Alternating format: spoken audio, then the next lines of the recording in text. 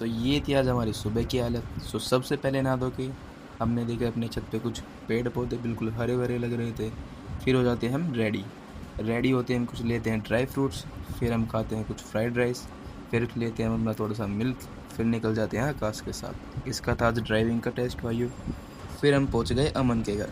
अमन को उठाते ही सीधा हम पहुंच गए पेट्रोल भराने। फिर पेट्रोल पंप पर देख गए आकाश को कुछ फन पॉप, फिर इसकी कुछ हरकतें ऐसी हो गई भाई, खुद ही देख लो। फिर पहुंच गए इसका टेस्ट दिलाने। फिर बाहर ही मिल गए हमें दलाल। यहाँ से निकलते ही हमें मिले कुछ बच्चे, ये हैंडसम बॉय। फिर हम चल दिए सीधा आगे की ओर। फिर हमें मिले रास्ते में कुछ ट्रैफिक पुलिस। फिर यहाँ से निकलते ही हम सीधा पहुँच गए कॉलेज की तरफ। कॉलेज में एक ले दी छोटी सी क्लिप। फिर यहाँ से निकलते हमें जाना था सोनीपत। ये फिर मार दी हमने एंट्री हरियाणा में। फिर यहाँ से हम आ गए सीधा अपने घर। इसको देख लो भाई, ये गली में नंगा होने लगा। फिर यहाँ से मेरे को निकल गए छोड़ने।